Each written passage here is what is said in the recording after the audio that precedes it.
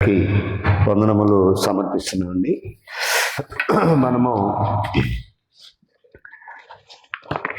Theology proper అనే ఒక అంశాన్ని ఆలోచన చేస్తున్నాం. దాంట్లో ఎన్ని చూసామో ఎవరైనా చెప్తారా?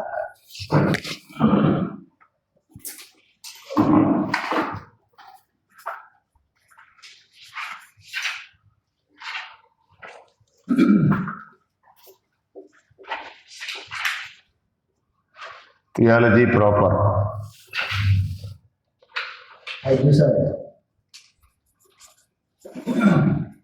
దేవుని గూర్చిన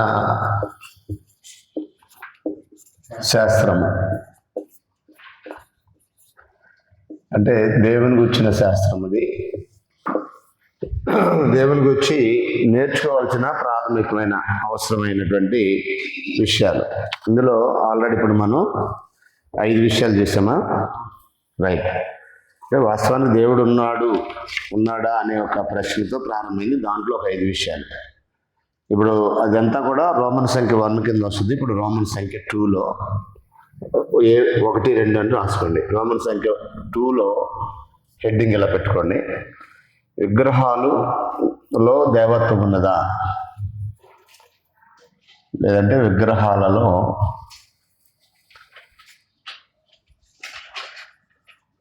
దేవత్వము లేదు.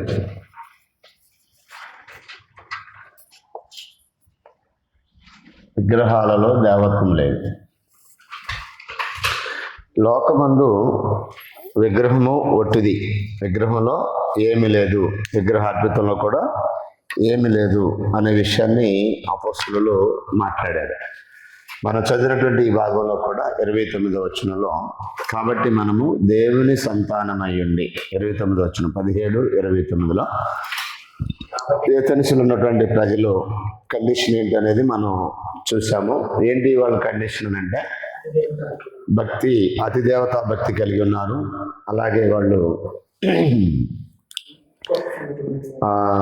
దేవుడు దేవత అనబడే ప్రతిదానికి ఆరాధన చేస్తున్నారు. అట్ ద సేమ్ టైం తెలియబడిన దేవునికి అనే ఒక భక్తిని వారు ప్రదర్శిస్తున్నారు. అక్కడికి వెళ్ళినటువంటి అపోస్తుడైన పౌలు ఏం చెప్తున్నాడంటే, మీరు తెలియక దేని భక్తి కలిగి ఉన్నారో ఆయనే అసలు శిష్యులైన దేవుడు, ఆయనే ఈ విశ్వాన్నంతా నిర్మించాడు, ఆయనే మనుషులందరినీ నిర్మిస్తున్నాడు, ఒకరి నుండి ప్రతి జాతి మనుషులను ఆయనే పుట్టించాడు. కాబట్టి మనం అందరం కూడా ఆయన సంతానమై ఉన్నాము. ఆయన సంతానమై ఉండి మనుషులు కల్పించిన చమత్కార కల్పన వలన మనసబడిన బంగారమునైనను వెండినైనను దేవత్వం పోలి ఉన్నదని తలంపకూడదు అన్నాడు. ఇంట్లో ఏం చేస్తున్నామంటే అపోస్తల కార్యములు 17:29లో విగ్రహాలలో దేవత్వం లేదు, దేవత్వమును పోలి ఉన్నదని తలంపు కూడా రాకూడదు అన్నాడు. ఒక మాటలో చెప్పాలంటే విగ్రహంలో దేవత్వం ఉన్నదనే ఆలోచన కూడా రాకూడదు. నిజానికి దేవుని గురించి అలాంటి అవగాహన కలిగిన వారు విగ్రహాల్లో దేవుడు ఉన్నాడనే ఆలోచనకు రారు అసలు. అంటే దేవుని గురించి కనీస ఆలోచన లేని వారే విగ్రహంలో దేవత్వం ఉన్నదనే ఒక తలంపుకి వచ్చేస్తారు. అంతే కదా దాని అర్థం. ఆ తలంపే అసలు మనకు రాకూడదంటే, ఒక బొమ్మలో దేవత ఉంది లేదా బొమ్మని దేవుడు అనే ఆలోచన కూడా మనకు రాకూడదు అన్నాడంటే, ఇంకా యేసుప్రభు బొమ్మని మరియమ్మ బొమ్మని వాటిని తీసుకొచ్చి అందులో ఏదో దేవత ఉందని అలాంటి ఆలోచన మనకు ఎలా పుట్టుద్ది అసలు? తెచ్చి పెట్టుకునే వాళ్ళకి ఎంతో కొంత ఆలోచన ఉన్నమాటే కదా. యేసుప్రభు బొమ్మని వాడు తెచ్చి ఇంట్లో పెట్టుకుంటున్నారంటే వాళ్ళ మైండ్లో ఏముంది? దాంట్లో దేవత్వం ఉందనే ఒక భావన, ఒక ఫీలింగ్, దేవుడు అనేది. ఇప్పుడు ఇది వాస్తవానికి అన్ని జనుల యొక్క ఆలోచన అదే. కానీ ఇక్కడ ఉన్నటువంటి ఏథెన్సులో ఉన్న ప్రజల పరిస్థితి కూడా అదే. అందులో ఏదో ఉందని దానికి బలిపెట్టినట్టు ఆరాధన చేస్తున్నారు. కానీ ఈయనేం చెప్తున్నాడంటే, మనుషుల చమత్కార కల్పన వల్ల మలచబడిన బంగారునైనా వెండినైనా దేవత్వం పోలి ఉన్నదని తలంపకూడదు అని అన్నాడు. ఒకసారి నిర్గమాకాండం 32వ అధ్యాయము, ఇందులో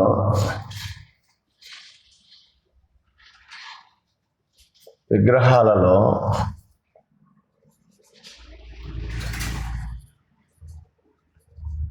దేవత్వం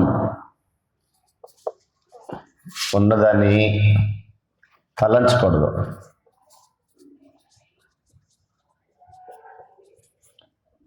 అంటే ఆ తలంపు కూడా మనకు రాకూడదు, విగ్రహాల్లో దేవత్వం ఉందని. రెండోది, దీంట్లో ఏం చూడాలంటే నిర్గమాకాండం 32 1 నుంచి 35లో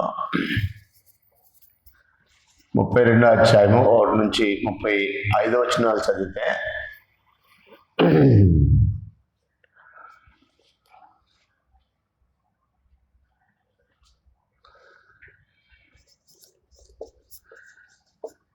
విగ్రహారాధన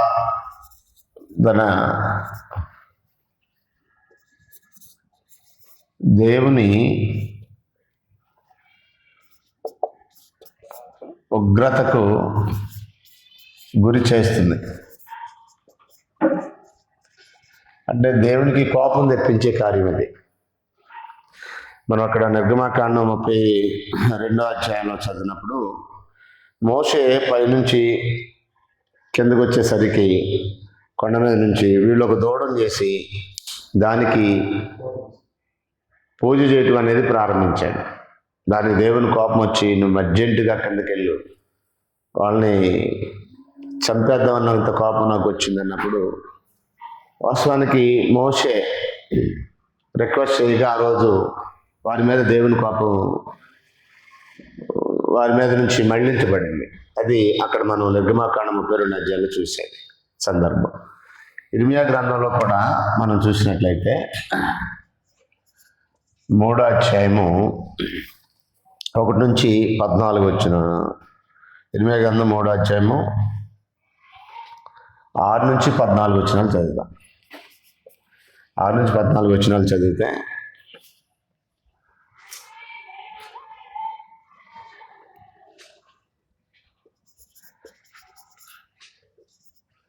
ఆత్మీయ వ్యభిచారం అన్నాడు దాన్ని.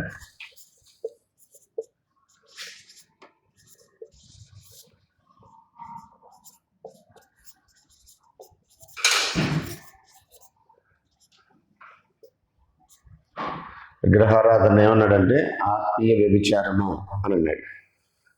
ఒకసారి ఆ మాటలు మనం చూసినట్లయితే 6వ వచనం చూడండి. మరియు రాజైన యోషియా దినములలో యెహోవా నాకు ఇలాగ సెలవిచ్చున్నాడు, ద్రోహినకు ఇశ్రాయేలు చేయ కార్యం చూచితివా? ఆమె ఉన్నతమైన ప్రతి చెట్టు కొండ మీదకి, పచ్చని ప్రతి చెట్టు కిందకి పోవచ్చు, అక్కడ వ్యభిచారం చేయుచున్నది. ఆమె ఇటన్నిటి చేసినను ఆమెను నా ఎద్దకు తిరిగి రమ్మని నేను సెలవీయగా ఆమె తిరిగి రాలేదని అన్నాడు. మరియు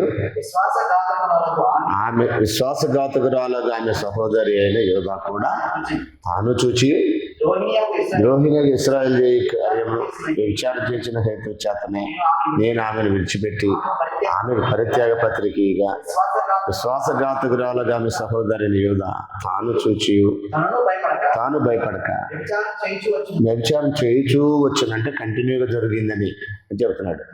ఎందుకు ఏంటి వాళ్ళు చేసిన వ్యభిచారం ఎవరితో చేశారంటే కింద చెప్తున్నాడు, రాళ్లతోనూ మొద్దులతోనూ వ్యభిచారం చేశారు. అంటే రాళ్లతో మొద్దులతో చేయబడిన బొమ్మలకి మొక్కటం, పూజించటం, ఆరాధించటమే వాళ్ళు చేసిన వ్యభిచారం. అక్కడ దేంతో పోల్చాడు విగ్రహారాధనని? వ్యభిచారంతో పోల్చాడు. ఇప్పుడు బైబిల్ చదివే వాళ్ళకి ఈ విషయం కనీసం ఎక్కిన ఒక బొమ్మను తీసుకొచ్చి ఇంట్లో పెట్టడానికి సాహసం చేస్తారా? పెడుతున్నారంటే ఏంటిదని అర్థం? కనీసం బైబిల్ ఏం చెప్తుంది ఈ విషయంలో పట్టించుకోవట్లా. ఇది చేయొచ్చా చేయకూడదనే ఆలోచన చేయట్లేదు. దేవుడు దాన్ని ఏమన్నాడంటే ఆ విగ్రహాల్లో దేవత్వం దాన్ని తలంపి అసలు నీకు రాకూడదు అన్నాడు. 10 ఆజ్ఞలు ఇచ్చినప్పుడు ఏం చెప్పాడంటే నిర్గమాకాండం 20 అధ్యాయం 1వ వచనంలో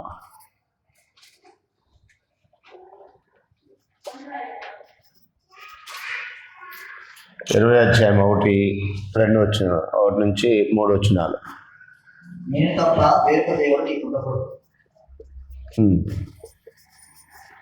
చదవమ్మా.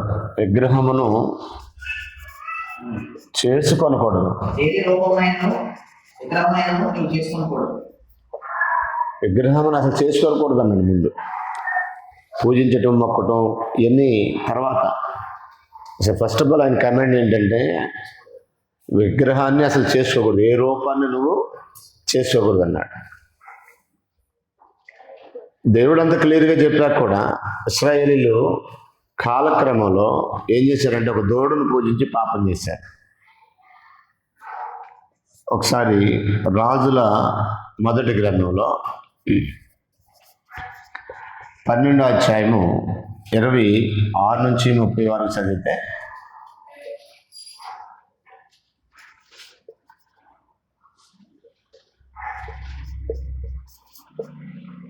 ఆజ్ఞను మీరి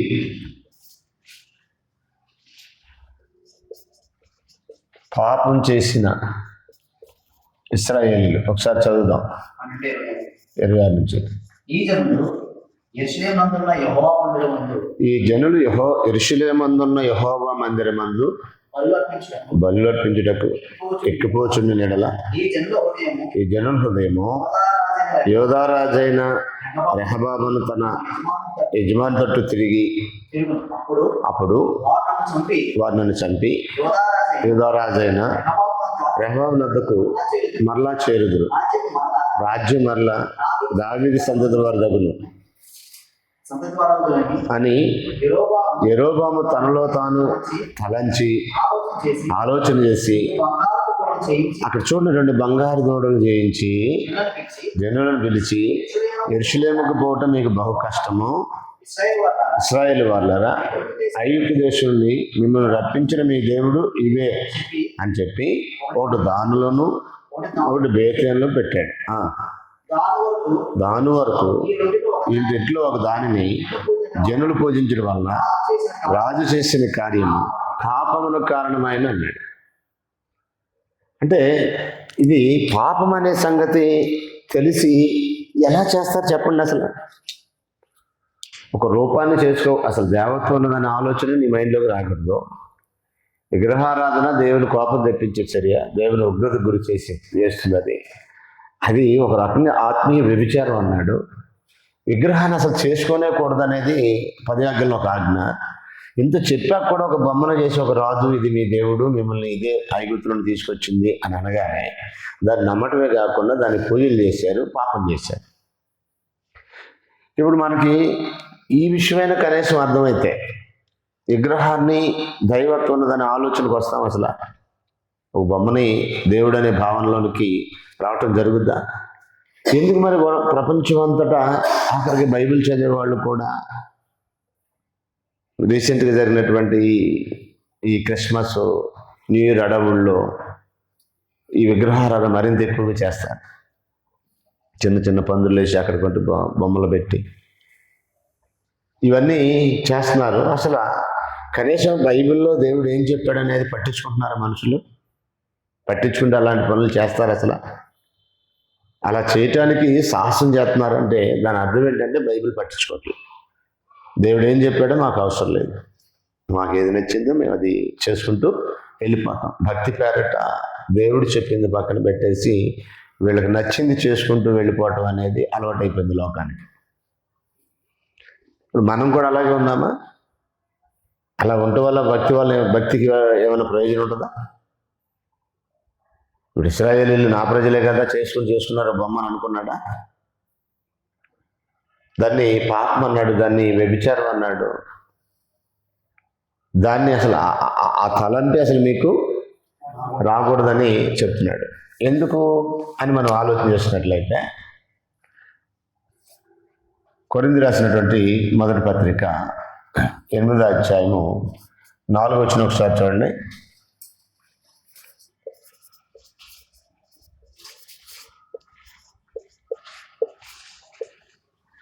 లోకమందు విగ్రహము వట్టిది,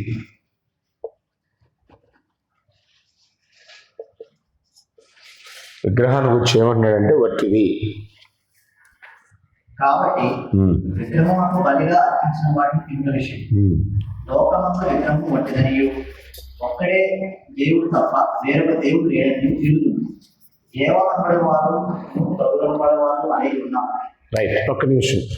4వ వచనంలో ఏమంటాడంటే లోకమందు విగ్రహము వట్టిది అంటే ఏది, దాంట్లో ఏమీ లేదు, అసలు అది మేలు చేయలేదు, కీడు కూడా చేయలేదు.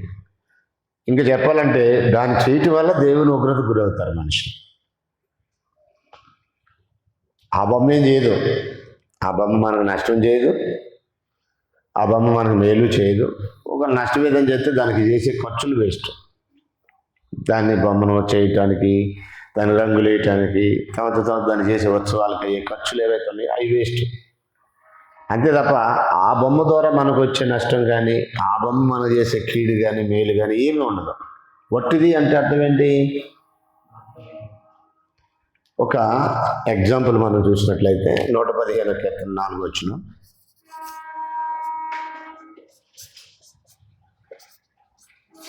కీర్తన 115 4 నుండి 8 వచనాలు ఒకసారి చూడండి. 115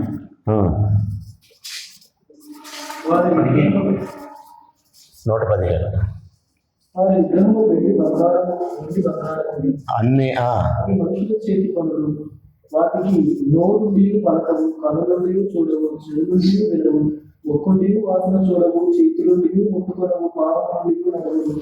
అంటే అన్ని అవయవాలు ఉంటాయి. కళ్ళు, చెవులు, ముక్కు, కాళ్ళు అన్ని అవయవాలు ఉంటాయి, కానీ ఏది పని చేయలేదు. చూడటానికి కళ్ళు ఉంటాయి కానీ చూడలేదు, చెవులు ఉంటాయి కానీ వినలేదు, కాళ్ళు ఉంటాయి కానీ నడవలేదు, చేతులు ఉంటాయి కానీ తాకలేదు. వట్టిది, అందులో ఏమీ లేదు అనటానికి ఒక ఎగ్జాంపుల్గా 115 కీర్తనలో వారి విగ్రహములు వెండి బంగారువి, అవి మనుషుల చేతి పనులు. విగ్రహాలలో దేవత్వం లేదు అని మనకి ఈ విషయాల్లో చాలా క్లియర్గా కనపడుతుంది. విగ్రహాల్లో దేవత్వం ఉన్నదనే ఒక ఆలోచన దైవికంగా చాలా వ్యతిరేకమైన ఆలోచన అని గ్రహించాలి. దాన్ని అసలు ఏ విగ్రహాన్ని కూడా చేసుకోకూడదు అన్నాడు. దాంట్లో దేవత్వం ఉన్నదనే ఆలోచనకే మీరు రాకూడదు అనేది దేవుడు చెప్తున్నటువంటిది. ఇక్కడ ఒక విషయాన్ని జాగ్రత్తగా మనం ఆలోచించేద్దాం. విగ్రహాలు దేవునికి మధ్య ఉన్నటువంటి వ్యత్యాసం.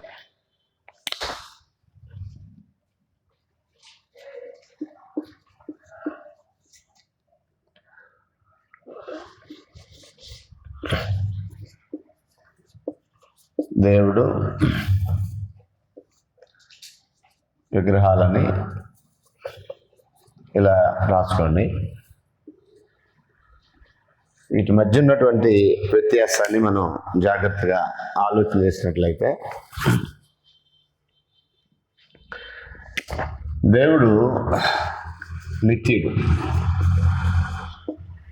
విగ్రహాల పరిస్థితి ఏంటి? దేవుడు నిత్యుడు. ఇక్కడ వాక్యం రాస్తున్నాను, యెషయా గ్రంథము 14:19 ఒకసారి చూడండి.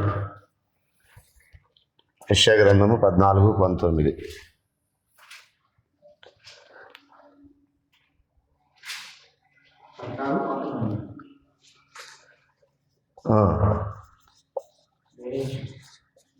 ఏమా అది ఆదికాండం, సారీ నేను తప్పు చెప్పాను. ఆదికాండము 14:19, సారీ యెషయా 40:28 తప్పు రాశాను. యెషయా 40:28 అధ్యాయం 40:28. యెషయా గ్రంథం 40 అధ్యాయం 28వ వచనం. నీకు తెలియదా, నీవు వినలేదా, భూదిగంతములను సృజించిన యెహోవా నిత్యుడగు దేవుడు. నిత్యుడగు దేవుడు అన్నట్టు. రైట్. యెషయా 40:28. నువ్వు ఏమొచ్చింది కదా? యెషయా 40:28 కరెక్టే కదా? Right, okay. అదే దేవుడు నిత్యుడు. ఇప్పుడు విగ్రహాల పరిస్థితి ఏంటి? నిత్యం ఉంటాయా, లైవ్ అయిపోతున్నాయా? దృశ్యమైనవి ఏది కూడా నిత్యం ఉండదు. మనము ఒకసారి విగ్రహాలంటే కనిపించాయి కదా, దేవుడు అంటే కనిపించడు, విగ్రహాలంటే కనిపిస్తాయి. ఇక్కడ ఒక విషయాన్ని ఇక్కడ రాస్తున్నాను చూడండి. కొరింథీయులకు రాసినటువంటి 2వ పత్రిక 4వ అధ్యాయము 16 నుంచి 18 వచనాల్లో, మా బాహ్య పురుషుడు కృషించుచున్నను ఆంతర్య పురుషుడు దినదినం నూతన పరచబడుతున్నాడు అని చెప్పి కింద మేము దృశ్యమైన వాటిని చూడక అదృశ్యమైన వాటిని నిదానించి చూస్తున్నామన్నాడు. ఎలానగా దృశ్యమైనవి అనిత్యములు, అదృశ్యమైనవి నిత్యములు అన్నాడు. దేవుడు అంటే అదృశ్యుడు, విగ్రహాలు దృశ్యమైనవి. కాబట్టి అదృశ్యమైన దేవుడు నిత్యం ఉంటాడు, దృశ్యమైన విగ్రహాలు అనిత్యములు. దృశ్యమైనది ఏదైనా అనిత్యమే. మానవ దేహం అనిత్యమైనది, మనకు కనిపించే బిల్డింగు అనిత్యమైనది, కనిపించే వస్తువులు ఏది స్థిరంగా, ప్రతి వస్తువుకి ఒక లైఫ్ ఎక్స్పైరీ డేట్ ఉంటుంది. అంటే దానికి ఒక ముగింపు, దానికి ఒక ప్రారంభము, దానికి ఒక ముగింపు ఉంటుంది. కానీ దేవుడికి ప్రారంభం లేదు, ముగింపు లేదు. దేవుడు అంటేనే ఆదియు అంతము లేనివాడు. నిత్యుడు అంటే అర్థం ఏంటంటే ఆది లేదు, అంతం లేదు. There is no beginning and there is no ending. దేవుడు అంటేనే ఆదియు అంతము లేనివాడు. విగ్రహాలంటే ఆది ఉంటుంది, అంతం కూడా ఉంటుంది. దానికి ప్రారంభం ఉంటుంది, దానికి ముగింపు కూడా ఉంటుంది. దేవునికి ప్రారంభం లేదు, ముగింపు లేదు. నిత్యుడు అనే మాటకు అర్థం అది. నిత్యుడు అంటేనే ఇటర్నల్ బీయింగ్. ఇటర్నల్ అని అంటే ఇటర్నిటీ అని అంటే ముగింపు లేదు ఇంకా అని. రైట్. రెండోది సృష్టికర్త.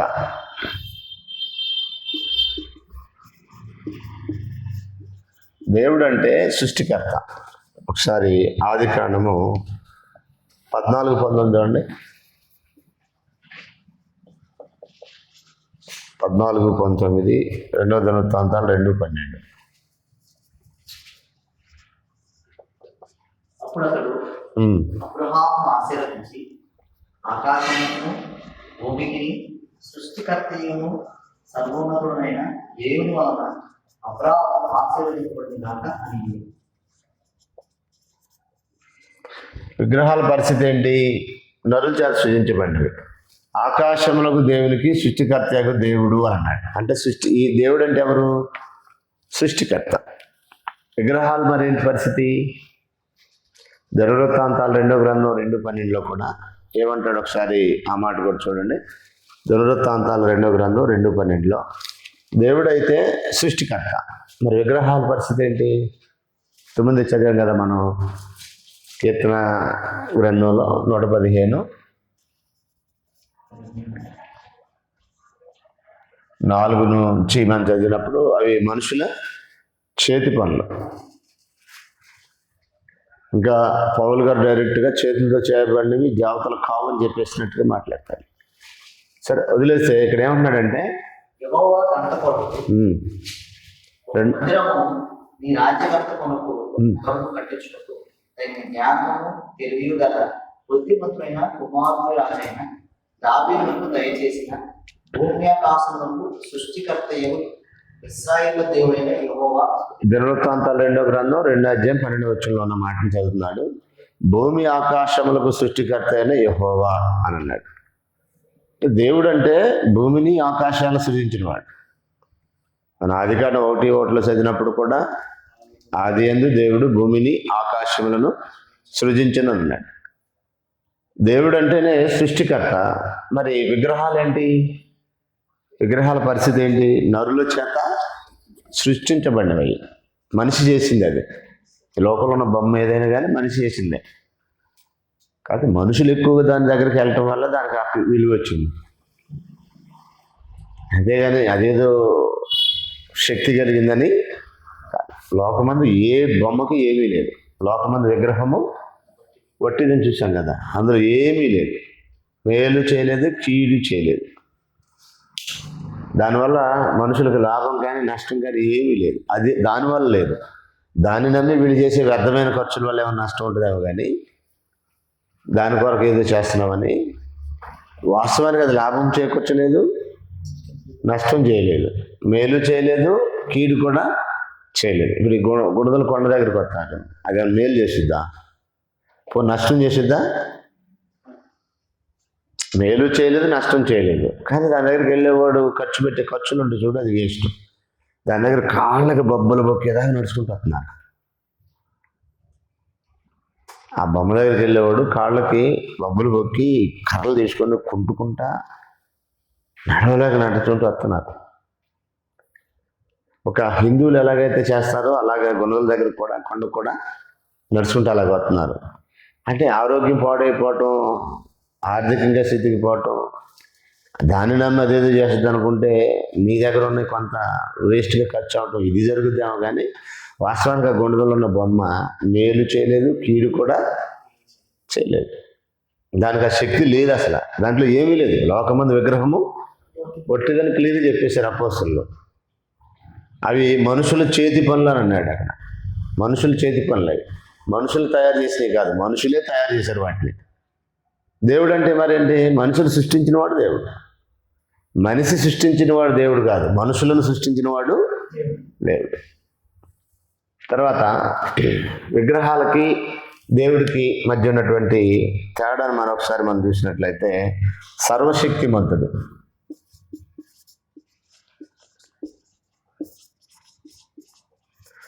దేవుడు అంటే సర్వశక్తిమంతుడు.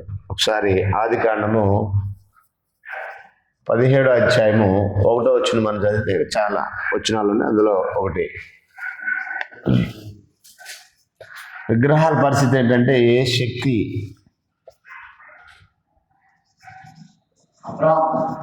లేనిది. నేను సర్వశక్తి గల దేవుడు, ఆ సన్నిధిలో నడుచుచు నా సన్నిధిలో నడుచుచు నిందారహితుడు అయినము అని అన్నాడు. నేను సర్వశక్తి గల దేవుని అని దేవుని కూర్చుంది. మరి విగ్రహాల గురించి ఏం చెప్పాడు ఇక్కడ? కళ్ళుంటి చూడలేవు, చెవులుంటి వినలేవు, కాళ్ళుంటి నడవలేవు, చేతులుంటి ఇలా పట్టుకోలేవు. ఆ చేతులు ఏదైనా వస్తువులు ఉన్నాయంటే ఆ వస్తువులు కూడా ఇవి మనుషులు పెట్టినాయి. ఆ వస్తువు ఏదైనా ఇరిగిపోయి కింద పడింది అనుకో, మరలా తీసుకెళ్ళి ఆ వస్తువుని అక్కడ పెట్టాల్సింది. అదే పెట్టి తీసుకోలేదు. ఒక రోజు ఇలాగే మందస్థాన్ని తీసుకెళ్ళి దాగోని గుడిలో పెట్టాడు అసలు ఫిలిస్తీన్లు. ఆ దాగోని దేవత ఆ మందసం ఎదురు బోర్లో పక్క బోర్లో పడింది. మళ్ళీ తెల్లారి వచ్చి అది లేగదు, వీళ్ళే వెళ్ళి లేపుతారు ఫిలిస్తీన్లు వెళ్ళి. మళ్ళీ తెల్లారి వచ్చేసరికి అది కింద పట్ట ముక్కలు ముక్కలు అయిపోద్ది. దానికి శక్తి లేదు అసలు. వాళ్ళు ఏదో అనుకున్నారు దానికి ఏదో శక్తి ఉంది, మనసు అక్కడ పెడితే మనకు వచ్చిన శాపాలు పోతాయి. దేవుని మనసాన్ని సౌలు రాజు కాలంలో దాన్ని దోచుకొని తీసుకెళ్తారు. అక్కడ దేవుడు వారిని శపించి వారి పంటలని పందికొక్కులు మేసేటట్టుగా పందికొక్కులు వదిలేస్తాడు. వారిని గడ్డలతో మొత్తి వారి ప్రాణాలు కోల్పోయే పరిస్థితికి వచ్చేసింది. ఏం చేయాలి అర్థం కాక, మన దేవత శక్తిమంతురాలు కాబట్టి మనసుని తీసుకెళ్ళి అక్కడ పెడితే మనకి ఏదో వస్తుంది అనుకున్నాను. అసలు వాళ్ళు నమ్మిన దేవతే దాని ముందు బొక్కబార్లు పడేటట్టు చేశాడు దేవుడు. తెల్లారి వెళ్ళి లేపే వరకు అది లేగల. అంటే బొమ్మలో ఏ శక్తి లేదు, కానీ దేవుడిలో సర్వశక్తి ఉంది. దేవుడు అంటేనే సర్వశక్తిమంతుడు. మోషేకి చెప్పాడు, ఎర్ర సముద్రం వైపు కర్ర చూపు, 2 పాయలు అవుద్దన్నాడు. 2 పాయలు అయింది అది.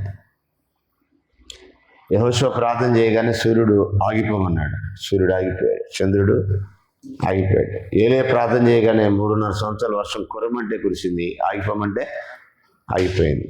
అంటే దేవుని యొక్క శక్తి ఎలా ఉంటుందంటే, అలా దేవుడు అంటే అన్నీ చేయగలడు. ఆయనకి అసాధ్యమైంది ఏదీ లేదు. ఆయన ఏదైనా చేయగలిగిన శక్తిమంతుడు. మరి బొమ్మ పరిస్థితి ఏంటి? అది ఏ బొమ్మ అయినా, ఏసు బొమ్మ అయినా, మరి నేను చెప్పే బొమ్మ అయినా, ఏ బొమ్మ అయినా కానీ బొమ్మకి ఏ శక్తి లేదు. విగ్రహాలకి దేవునికి మధ్య ఉన్న తేడా చెప్తున్నాను నేను. విగ్రహాలకి దేవునికి మధ్య ఉన్న వ్యత్యాసాన్ని మనం చూస్తున్నాం. తర్వాత దేవుడు అంటే భవిష్యత్ జ్ఞాని.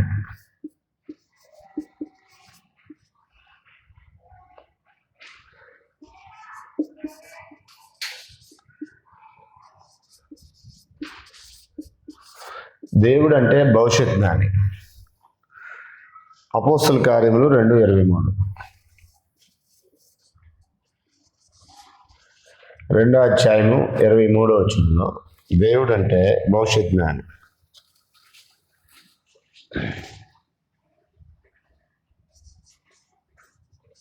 దేవుడు నిశ్చయించిన సంకల్పములు ఆయన భవిష్యత్ జ్ఞానమును అనుసరించి అనుసరింపబడి ఉన్నాయి. ఇవి అన్ని మీరు దృష్టిలో చేత రైట్. దేవుని గురించి ఏమన్నాడంటే ఇంకా చాలా సందర్భాల్లో భవిష్యత్తుని చెప్పగలిగిన వాడు. ఐగుప్తు దేశంలో బబులోను దేశంలో చాలామంది జ్ఞానులు ఉన్నారు, తర్వాత దేవతలు ఉన్నాయి. దానియేలు గ్రంథము 2వ అధ్యాయం 28వ వచనం ఒకసారి చదువుదాం. దానియేలు గ్రంథం 2:28లో ఆ దేశపు దేవతలకి భవిష్యత్తు తెలియదు, కానీ దేవునికి భవిష్యత్తు తెలుసు అన్నాడు. ఒకసారి ఈ మాట చూడండి. అయితే మర్మములను బయలుపరచగల దేవుడు పరలోకమందు ఉన్నాడు. అంటే పరలోకమందు ఉన్నాడు, నువ్వు అనుకున్నవి కాదని చెప్తున్నాడు. వాళ్ళు ట్రై చేశారు. చాలామందికి రాజుగారు చెప్పిన కళని స్టడీ చేశారు, కానీ వాళ్ళకి రాజుగారికి వచ్చిన కళ మర్చిపోయాడు, కళ భావన తెలియదు. ఆ దేశంలో ఉన్న మాంత్రికుల్ని చాలామందిని సంప్రదించాడు, వాళ్ళు ఎవరు చెప్పలేకపోయారు. కారణం ఏంటి? ఆ దేశంలో వాళ్ళు నమ్మిన దేవతలకి భవిష్యత్తు తెలియదు. మరి భవిష్యత్తు చెప్పగలిగిన వాడు ఎక్కడున్నాడు? అది 28వ వచనం ఏమన్నాడు? భవిష్యత్తు చెప్పగలిగిన వాడు పరలోకమందు ఉన్నాడు. జరగబోయేదాన్ని ఆయనే నీకు బొమ్మ రూపంలో తెలియజేశాడు. ఒక ప్రతిమని నిలబెట్టి దాని శిరస్సు మేలిం బంగారం, నువ్వే ఆ రాజువి. దాని ఉదరము వెండి, అది మీ తర్వాత వచ్చే మాదియా పార్సికులు. తర్వాత ఉదరము ఇత్తడి, అది మాదియా పార్సికుల తర్వాత వచ్చే గ్రీకు సామ్రాజ్యం. కాళ్ళు ఇనుము మట్టి, ఇది రోమా ప్రభుత్వానికి సింబాలిక్ ఉన్నది. ఇలా 4 బలమైన సామ్రాజ్యాలు వస్తాయని ఒక బొమ్మ రూపంలో దేవుడు ఒక దర్శనం ఇచ్చాడు నెబుకద్నెజరుకి. నెబుకద్నెజరు ఆ దేశంలో ఉన్న మాంత్రికుల్ని, ఆ దేశంలో ఉన్నటువంటి శకునగానులందరినీ సంప్రదించాడు. వాళ్ళు నమ్మిన దేవతల్ని, దేవుళ్ళు ఎవడు కూడా దాన్ని సమాధానం చెప్పగలిగినటువంటి దాని సేవకులు లేరు. మరి చెప్పగలిగిన వాడు ఎవడు అని విచారణ చేస్తే బానిసత్వంలో ఉన్న ఇశ్రాయేల్లో ఒకడు ఉన్నాడు, అతనైతే చెప్పగలడని సమాచారం అందింది. దానియేలు వచ్చి, నాకు మీ దేశంలో ఉన్న వాళ్ళందరికంటే విశేషమైన జ్ఞానం ఏం లేదు, కానీ మర్మాలను బయలుపరచగల దేవుడు పరలోకమందు ఉన్నాడు, భవిష్యత్తుని చెప్పగలిగిన వాడు పరలోకమందు ఉన్నాడు. మీరు నమ్మిన దేవతలకి ఆ శక్తి లేదు, కానీ దేవునికి భవిష్యత్ జ్ఞానం ఉంది. జరగబోయేదాన్ని కూడా చెప్పగలిగినటువంటి వాడు దేవుడు. రైట్. సర్వాంతర్యామి దేవుడు అంటే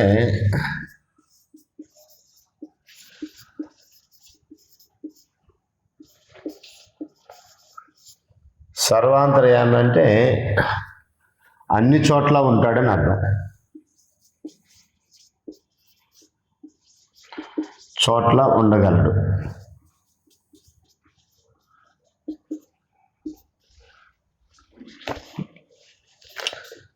నూట 139 కీర్తన 139 7 నుండి 12 వచనాలు చదివితే అన్ని చోట్ల ఉండగలడు. నీ ఆత్మ యొక్క నుండి నేను ఎక్కడికి పోదు, నీ సన్నిధి నుండి నేను ఎక్కడికి పారిపోదు. నేను ఆకాశం ఎక్కినను, నీవు అక్కడ ఉన్నావు. నేను పాతాళ పట్టుకుని, నీవు అక్కడ ఉన్నావు. నేను వేకువ రెక్కలు కట్టుకుని సముద్ర దిగంతంలో నివసిస్తున్నాను. అక్కడను నువ్వు ఉన్నావు అని అన్నాడు. అంటే చాలు. ఇంకా 13 వరకు రాసుకోండి. 13 కూడా చదివితే, నా తల్లి గర్భమందు 16 వరకు రాసుకోండి, బాగుంటుంది. నా తల్లి గర్భమందు నన్ను నిర్మించిన వాడు నీవే అని అన్నాడు. అంటే తల్లి గర్భంలో కూడా ఏం జరుగుతుందో చూడగలిగిన వాడు. నేను పిండమున ఎండగా నీ కన్నులు నన్ను చూసినట్టు 16 వచనంలో. అంటే తల్లి గర్భంలో పిండంగా ఉన్నప్పుడు కూడా చూడగలడు. అంటే దేవుడు అంటే అన్ని స్థలాల్లో ఉండగలిగిన వాడు, ఏకకాలంలో అన్ని స్థలాల్లో ఉండగలిగిన వాడు. యెహోవా కనుదృష్టి లోకమంతటా సంచారం చేయుచున్నది అన్నాడు. జలప్రళయం ముందున్న ప్రజల్ని చూసినప్పుడు వారు బహుగా చెడిపోయారని కనపడింది. వారిలో నీతిమంతుడు నిందారహితమైన జీవితాన్ని జీవించిన నోవాహు కనిపించాడు. అంటే దేవునికి మాత్రమే అది సాధ్యం. సర్వలోకాన్ని చూడగలిగే సమర్థత, సర్వాంతర్యామి అంటే అన్ని స్థలాల్లో ఉండగలిగినటువంటి సమర్థుడు దేవుడు. మరి బొమ్మ సంగతి ఏంటి? మనిషి పెడితే తప్ప అక్కడి నుంచి కదలదాం, మనిషి తీసుకెళ్తే తప్ప అక్కడి నుంచి కదలదాం. ఒక చోటకి అది ఉండాలంటే అది ఎవరో ఒకరు తీసుకెళ్ళి పెట్టాలి. దానంతటికి అది ఎక్కడికి వెళ్ళగలిగే పరిస్థితి లేదు అనేది మనకి, అంటే దేవునికి ఒక బొమ్మకి ఉన్న తేడా చూస్తున్నాం మనం. ఓకే, 6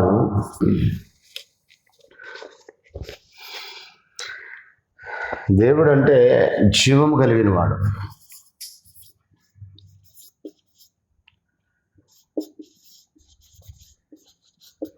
దేవుడు అంటే జీవం గలవాడు. సమూయేలు మొదటి గ్రంథము 17:26. 17:26.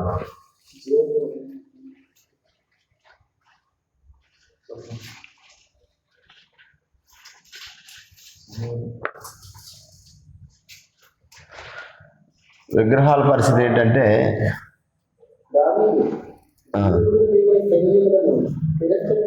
నిర్జీవమైనవి. అంటే దేవుని గురించి దావీదు ఏమన్నాడు?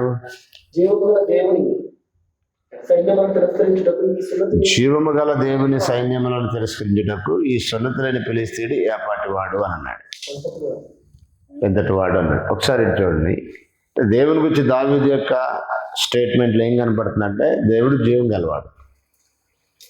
ఫిలిష్తీయులు నమ్మిన దాగోను దేవత పరిస్థితి ఏంటి? మరి అతను కూడా నమ్మాడు కదా. గొల్లియాతు ఒక దేవతను నమ్మాడు, దాగోను దేవతను నమ్మాడు. వాళ్ళకు గుడి ఉంది, దాగోను గుడి. ఆ గుడిలో దాగోను దేవత ఉంది. వాళ్ళకు కూడా కొన్ని దేవతలు ఉన్నారు. ఫిలిష్తీయులు కూడా కొంతమంది దేవతలు పూజించారు. మరి వాళ్ళు జీవం గలవారు కాదా? దావీదు యొక్క స్టేట్మెంట్ ప్రకారం జీవం గల దేవుని తిరస్కరించడానికి సున్నతులైన ఫిలిష్తీయుడు ఏపాటి వాడు అన్నాడంటే వాళ్ళు నమ్మిన దేవతలకు జీవం లేదు. దావీదు నమ్మిన దేవుడు జీవం గల దేవుడు.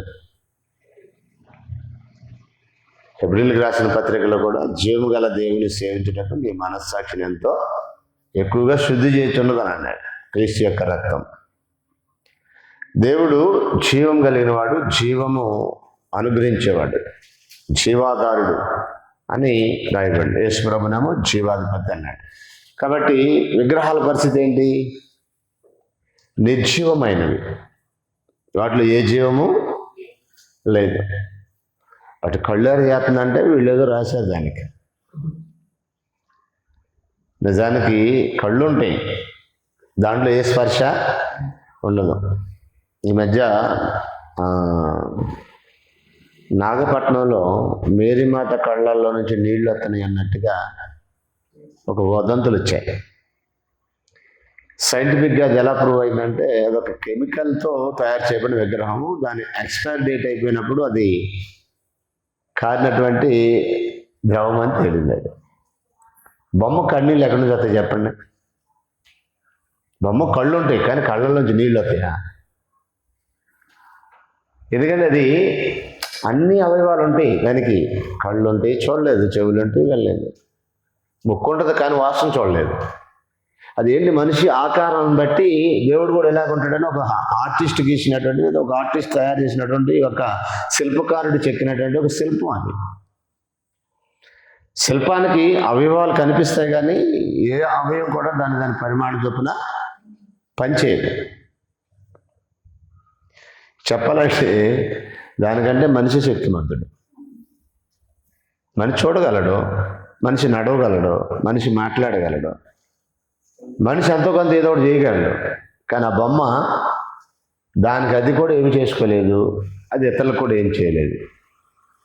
ఇప్పుడు మనం ఇలా చెప్పు అనుకో, అదిగో మమ్మల్ని విమర్శిస్తున్నారు అంటారు. నిజమా అబద్ధమా ఇది అని ఆలోచన చేయడం.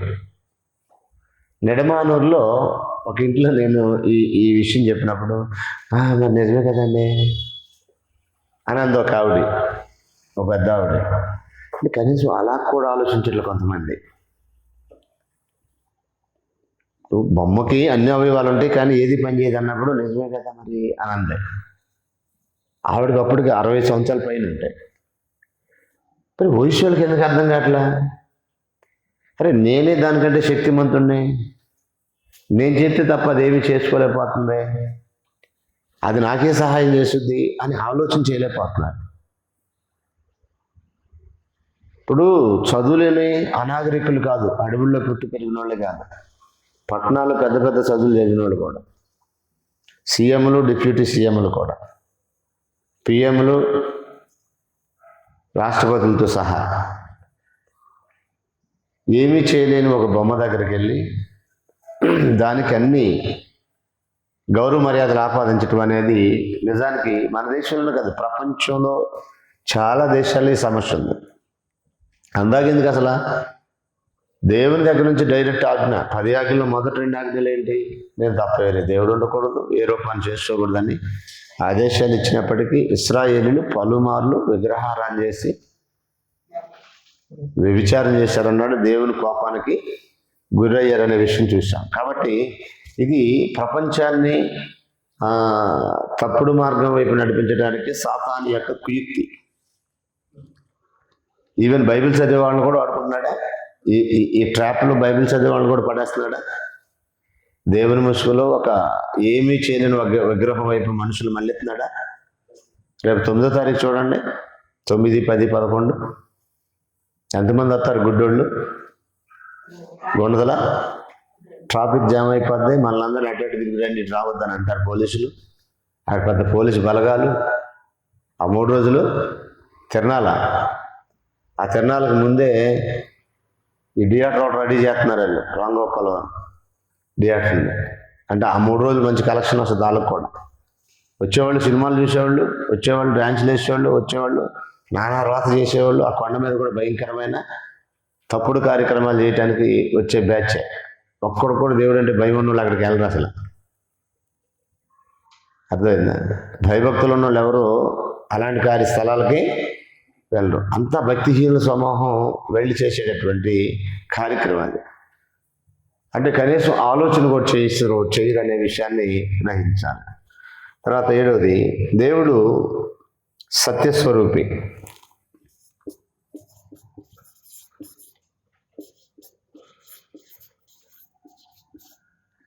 దేవుడు అంటే సత్యస్వరూపి. ప్రకటన గ్రంథం 6 చూడండి.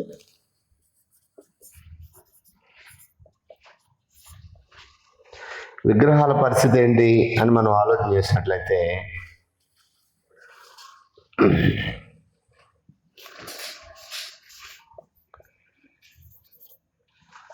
అసత్య స్వరూపాలు.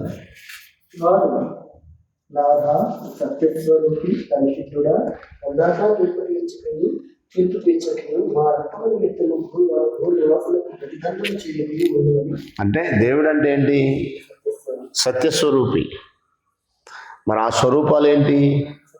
అసత్యమైన, అబద్ధం, అందులో ఏమీ లేదు, ఏదో ఉన్నట్టుగా ప్రజలు భ్రమపడతారు. ఒకసారి నాకు ఎంత బాధేసిందంటే, అది ఏమీ చేయలేదు, దానికోసం వీళ్ళు ఏంటి కాళ్ళకి బొబ్బలు బొక్కేదాకా వస్తున్నారు. ఎక్కడనుకుంటున్నాం అసలు? మేము మొన్న శ్రీకాకుళం వెళ్ళినప్పుడు శ్రీకాకుళం నుంచి కూడా వస్తున్నారు. శ్రీకాకుళం నుంచి విజయవాడ నడిచి రావటం అంటే, శ్రీకాకుళం నుంచి విజయవాడ నడిచి వస్తున్నారు, కాలి నడకన, చెప్పులు లేకుండా.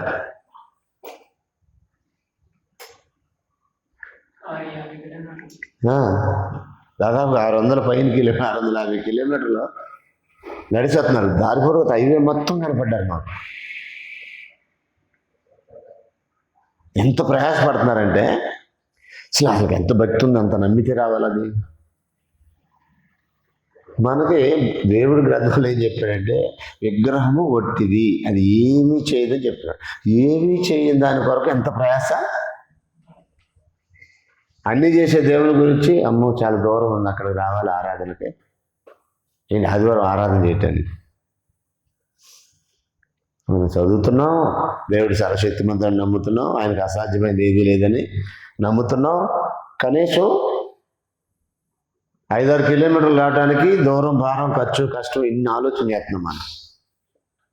ఆటోలు లేవు, ట్రాన్స్పోర్టేషన్ సరిగ్గా లేదు, అక్కడ దిగి రావాలి, ఎక్కడ దిగి రావాలి.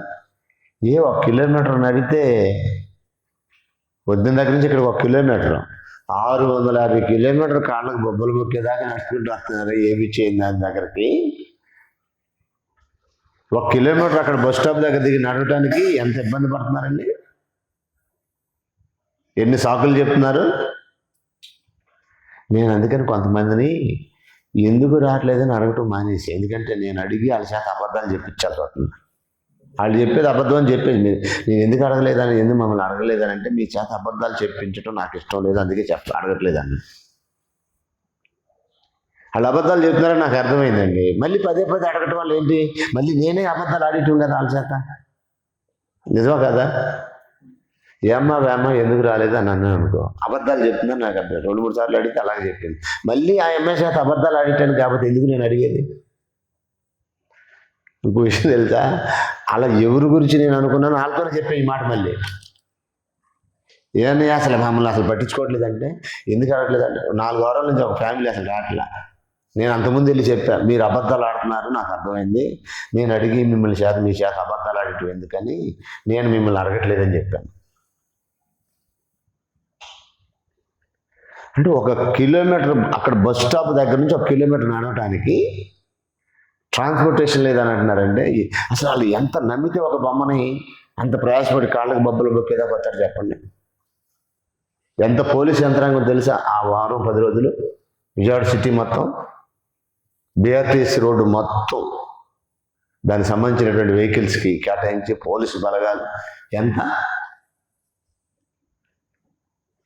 అబద్ధానికి, అసత్యానికి అంత ఆదరణ ప్రజల్లో ఉంటే, సత్యస్వరూపే దేవుని విషయంకి వచ్చేసరికి సత్యారాధన చేయటానికి 1 కిలోమీటర్ నడవాలంటే ట్రాన్స్పోర్టేషన్, అది వారంలో 1 రోజు. వారంలో 1 రోజు. ఈ కట్ట మీద ఉన్న రోజు నడుచుకుంటూ వెళ్ళేవాళ్ళు లేరు. మధ్యలో జీవిస్తున్నామండి మనం. బళ్ళు వేసుకొని లేకపోతే నడుచుకొని వెళ్తలేదా. నేను మొన్న వచ్చాను, కారు ఇక్కడ పెట్టాలి, బండి లేదు నా దగ్గర, నడుచుకుంటూ వెళ్ళాను, కారు ఇక్కడ పెట్టేసి. అసలు 1 కిలోమీటర్ నడిచాక మనకి ఏమైపోతుంది చెప్పండి. అసలు ఇబ్బందికరమైన విషయం ఏమి కాదు. పొద్దున్నే చాలామంది వాకింగ్ చేస్తున్నారు. 9కి అక్కడ దిగి 9:30, 10 లేదా 9:30 దిగి అక్కడ బాగా నడిచి మనకి ఇక్కడ దాకా, అది కూడా నీకు వాకింగ్ అనుకో. అంటే మన మైండ్ సెట్ చూడండి, అసలు అబద్ధానికి ఎంత ఆసక్తి చూపుతున్నారు. నేను వాళ్ళ మీద జాలేసింది నాకు. తర్వాత పక్కన ఎంత భక్తి వీళ్ళకని ఆశ్చర్యం వేసింది. ఒకసారి ఆలోచించండి, ఎంత భక్తి ఉంటే శ్రీకాకుళం నుంచి ఇక్కడ నడుచుకుంటూ వస్తారు చెప్పండి. వాళ్ళ పరిస్థితి చూస్తే నాకైతే ఏదైనా వాళ్ళకి ఇప్పించాలనిపించింది. ఒకసారి ఆపి నన్ను వాటర్ బాటిల్ అడిగారు. కారులో ఉన్న 2 బాటిల్ ఇచ్చేసి వాళ్ళకి. అంటే వాళ్ళకి అలవాటు, వాళ్ళ భక్తికి వెళ్తున్నారు కదా, రోడ్డుని వెళ్ళేవాళ్ళు వాళ్ళ భక్తిని మెచ్చి ఏం కావాలని చేస్తారు. ఇక్కడ ఆతుకూరులో ఒక బొంకాయనైతే ఆ 10 రోజులు భోజనం పెట్టి వడ్డిచ్చేస్తాడు ఫ్రీగా. మన జంక్షన్ సోదరులు అడిగారు, బొంకులో పనిచేసేవాడు. ఆ బొంకులో ఒక సిక్కులదా బొంకు, ఆయన ఈ భక్తులకి ఆ 10 రోజుల భోజనాలు ఉచితంగా పెడతాడంట. అలాగే మమ్మల్ని ఆపి ఎట్ట అన్నారు. వాళ్ళకి దాహం అవుతుందని వాళ్ళు చూసి అసలు ఆశ్చర్యం వేసి నాకు బాటిల్ ఇచ్చేసింది. అంటే సత్యానికి మనుషులంతా విలువట్ల, అసత్య స్వరూపాలకి అధిక ప్రాధాన్యతని ఇస్తున్నారు. 8 ఒకసారి ఆలోచన చేస్తే, దేవుడు ప్రేమ స్వరూపి.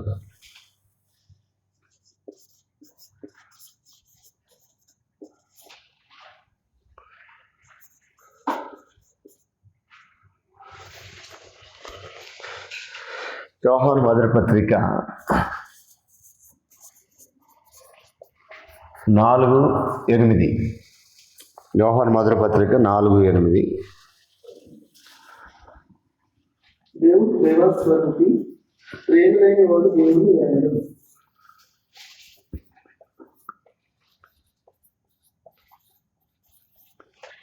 విగ్రహాల పరిస్థితి ఏంటి మరి? ప్రేమించు, ద్వేషించు. విగ్రహాల పరిస్థితి ఏంటి? దేవుడైతే ప్రేమ స్వరూపం, ప్రేమించేవాడు. దేవుడు లోకాన్ని ఎంతో ప్రేమించిన అన్నాడు యోహాను 3:16. ప్రేమించి తన ప్రియకుమారుని బలిగా అర్పించాడు అన్నాడు. దేవుడికి అంత ప్రేమ ఉంది, అనంతమైనటువంటి ప్రేమ ఉంది, కొలత లేనంత ప్రేమ ఉంది. ఎంతో ప్రేమించినంటే మనం లెక్క వేయలేనంత, లెక్కించలేనంత ప్రేమ ఆయనకుంది. కానీ విగ్రహాల పరిస్థితి ఏంటి? అవి ప్రేమించలేవు, ద్వేషించలేవు, ఏమీ చేయలేవు. వాటికి ఆ శక్తి లేదు. ప్రేమించే దేవుని విషయంలోనేమో చాలా సాకులు చెప్తున్నాం. అసలు ప్రేమించలేవు, ద్వేషించలేవు వాటి కోసం అయితే విపరీతమైన ప్రయాసపడుతున్నారు మనుషులు. దాని కొరకు ఎంత ప్రయాస అంటే, ఈ మధ్య ఒక మీటింగ్ జరిగింది కాసరపల్లి దగ్గరలో. విపరీతమైన జనం, భయంకరమైన ఆదరణ.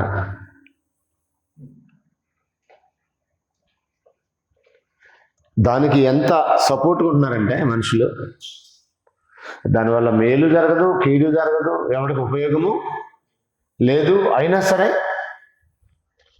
భక్తి ముసుగులో ఎంత ఆదరణ. కానీ ప్రేమించే దేవుని గురించి విషయంకి వచ్చేసరికి భక్తులు ఎలా ఉన్నారు? మనం ఎవరిని నమ్మామంటే ప్రేమ కలిగిన దేవుడు, ప్రేమస్వరూపి అయిన ప్రేమించే దేవుడు. శత్రువులమై ఉండగా ఆయన ప్రేమించాడు అన్నాడు. అలాంటి తేడా అంటే విగ్రహాలకి దేవుడికి ఉన్నటువంటి తేడాను మనం చూస్తున్నాం. 9 ఆశ్రయ దుర్గం అన్నాడు. 46వ కీర్తన ఒకటి వచ్చింది. దేవుడు అంటే ఆశ్రయ దుర్గము.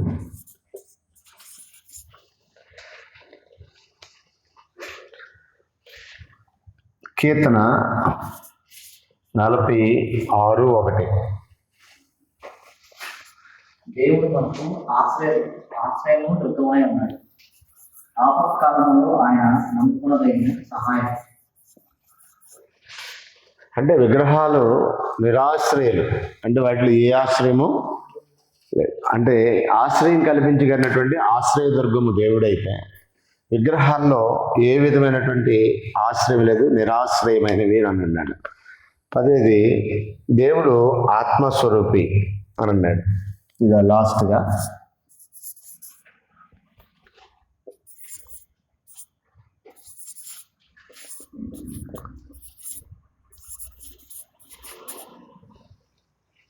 యోహాను 4:24 దేవుడు ఆత్మ కనుక అన్నాడు. విగ్రహాలకి ఆత్మ లేదు, ఏమీ లేదు, ఆత్మ కూడా లేదు. విగ్రహంలో ఆత్మ ఉంటుందా? దానికి ఏదీ లేదు, ఆత్మ కూడా లేదు.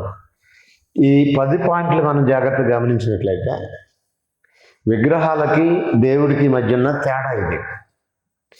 ఎంత వివరంగా దేవుడు తన గ్రంథంలో తెలియజేసిన తర్వాత కూడా ఒక బొమ్మను తీసుకొచ్చి మనం దేవుడు అంటున్నామంటే అది జ్ఞానం అని చెప్పుకునే బుద్ధిహీనమైన చర్య అన్నాడు. ఒకసారి ఆ మాట చూడండి. రోమపత్రిక 1వ అధ్యాయము 22 చూడండి.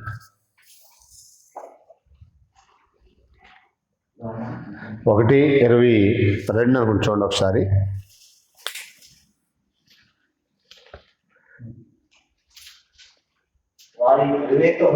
వారి అవివేక హృదయము అంధకారమైన తాము జ్ఞానులమని చెప్పుకొనుచు బుద్ధిహీనులైరి.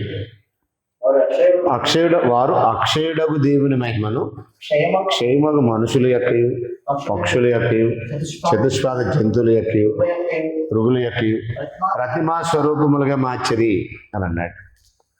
దేవుని ఎలా చేశారంటే అక్షయులకు దేవుని మహిమని క్షేమకు మనుషుల యొక్క రూపంలోకి, పక్షుల రూపంలోకి, 4 కాళ్ళ జంతువుల రూపంలోకి, పురుగుల రూపంలోకి మార్చేశారన్నాడు. ఎవరు చేసిన పని? ఈ పని చేసింది ఎవరు? మేము అజ్ఞానులము, అందుకే ఈ పని చేస్తున్నాం అని చెప్పుకునేవారా? జ్ఞానులమని చెప్పుకొనొచ్చు ఇలాంటి పనులు చేస్తున్నారండి. లోకంలో జ్ఞానులని చెప్పుకునే వాళ్ళు చేసే పనులు ఇవి. అజ్ఞానులని చెప్పుకునే వాళ్ళు చేసే పని కాదు ఇది. వారు జ్ఞానులమని చెప్పుకొనొచ్చు బుద్ధిహీనులు అయ్యారు. అక్షయులకు దేవుని మహిమని క్షేమకు మనుషుల యొక్క రూపంలోనికి, పక్షుల రూపంలోకి, జంతువుల రూపంలోకి మార్చేశారన్నాడు. కాబట్టి దేవుడు విగ్రహాలకి మధ్య ఉన్నటువంటి తేడా, విగ్రహాల్లో దేవత్వం లేదు అనేది ఇలా బైబిల్లో చాలా వచనాలు మనకి తెలియజేస్తున్నాయి. ఇకపోతే దేవునికి విగ్రహాలకి మధ్య ఎందుకు దేవత్వం లేదు అంటున్నామంటే తేడా చూస్తామండి. దేవత్వానికి ఉన్న లక్షణాలు ఏంటి? నిత్యుడు, సర్వశక్తిగా సృష్టికర్త, సర్వశక్తిమంతుడు, భవిష్యత్ జ్ఞాని, సర్వాంతర్యామి, జీవం గలవాడు, సత్యస్వరూపి, ప్రేమస్వరూపి, ఆశ్రయదుర్గము, ఆత్మస్వరూపి. ఈ లక్షణాలు కలిగిన వాడు దేవుడు. విగ్రహాలకి వీటిలో ఏ లక్షణము లేదు, ఏమీ చేయలేవు. మేలు కీడు ఏమీ చేయలేవు. లోకమందు విగ్రహము వట్టిదే. ఇప్పుడు తెలియని వాళ్ళు అంటే ఏదో ఒక బొమ్మను చేస్తున్న పాప శ్రీకాకుళం నుంచి కాదు, ఇంకా అక్కడ పైనుంచి అని వస్తారు. ఇప్పుడు బైబిల్ చదివే వాళ్ళు కూడా రేపు ఏప్రిల్ నెలలో చూడండి, వాళ్ళు కూడా వస్తారు. తెల్ల వైట్ అండ్ వైట్ వేసుకున్న వాళ్ళు కూడా ఎక్కడెక్కడ చాలా దూరం నుంచి వస్తున్నారు. వాళ్ళు కూడా మార్చిలోనా? ఇది కాదు, ఇది ఫిబ్రవరి 9, 8, 9 కాదు. ఇది మామూలు తిరణాలు కాకోకుండా మాలను వేసుకొని white and white blue towel వేసుకొని వస్తారు. 40 రోజులు శ్రమల దినాలని పెట్టేసి ఆ టైంలో వస్తారు ఇక్కడికి.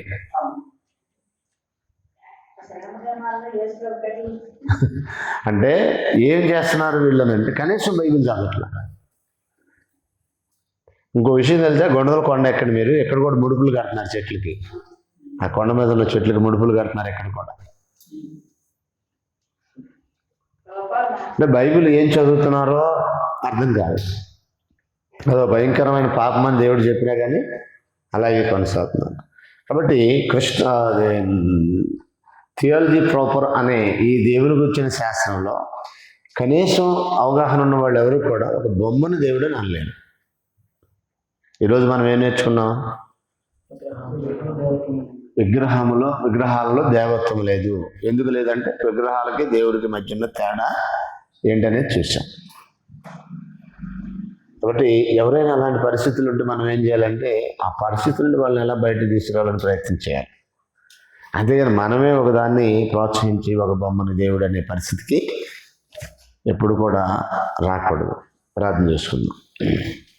ప్రేమగల తండ్రి, పరిశుద్ధుడు అయిన దేవ, పూజార్హుడా, పరిశుద్ధుడా, సకల యుగములలో రాజయ్యండి, అక్షయులు అదృశ్యులైనటువంటి మా ప్రియ పరలోకపు తండ్రి, మీ పరిశుద్ధమైన పూజార్హమైన నామానికి మా ప్రభువును రక్షకుడైన యేసుక్రీస్తు వారిని బట్టి కృతజ్ఞతలు, స్తుతులు, స్తోత్రములు చెల్లిస్తున్నాం తండ్రి.